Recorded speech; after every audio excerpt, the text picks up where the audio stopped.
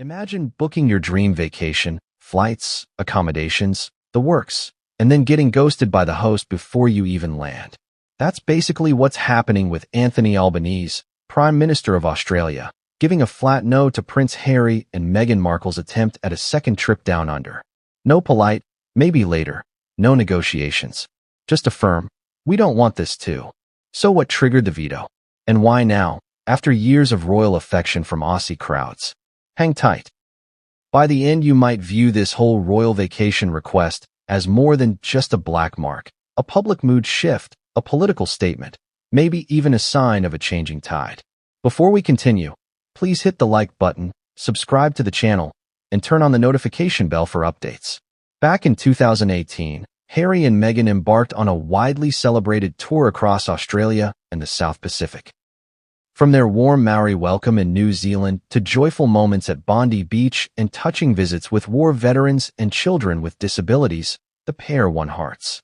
They laughed with kids, connected with communities, and for a fleeting moment, royalty felt human, approachable. They weren't just dignitaries. They were story-making, empathy-sending ambassadors.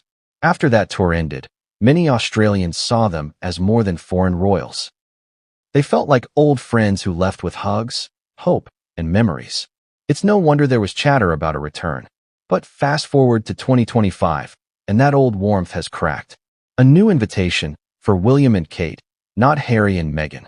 In September 2025, Albanese met with King Charles III at Balmoral Castle and extended a standing invitation, not to Harry and Meghan, but to Prince William and Catherine, Princess of Wales, to visit Australia soon.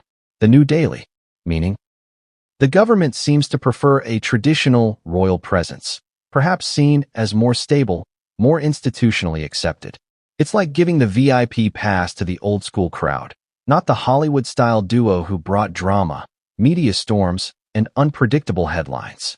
Public mood and political climate shift.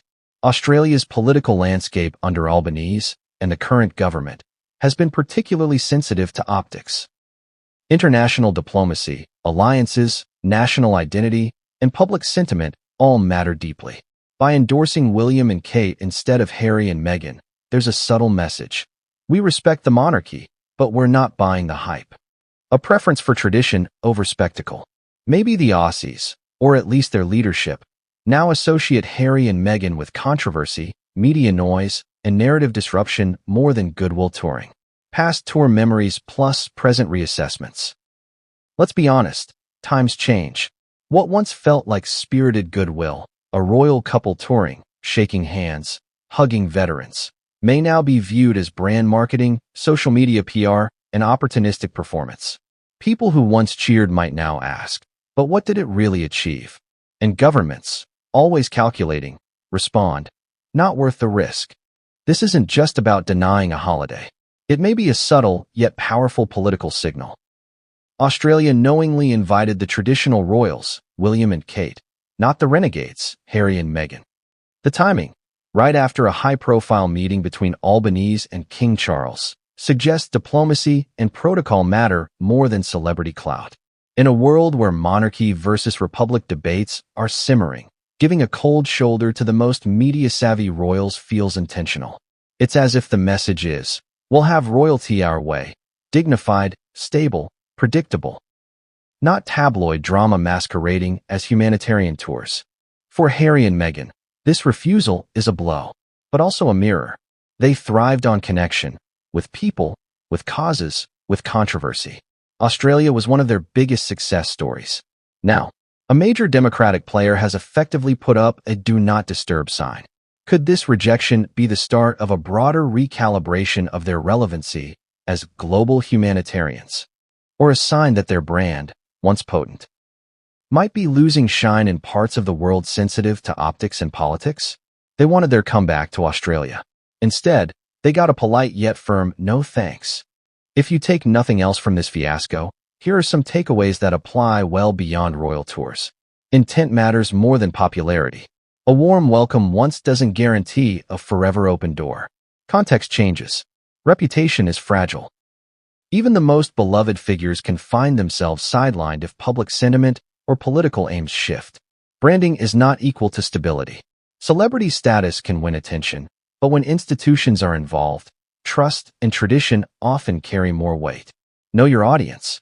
What plays well in tabloids might not play well in parliaments. This rejection might be a flash in the pan. But what if it's more? A sign that countries once dazzled by celebrity royalty are starting to question the value behind the glamour? Maybe government leaders will prefer respected monarchy members over media-fueled outliers.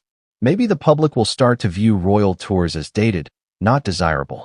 If other nations take note, the honeymoon between celebrity royals and global goodwill tours might be waning. Are Harry and Meghan losing their luster? Or is Australia being unfair?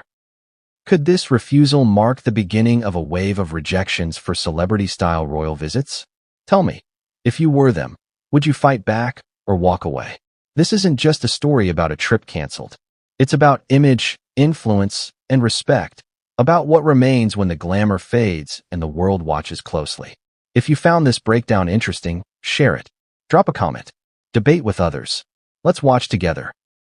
Because this could be the first move in a much larger reshaping of how the royal brand travels the world.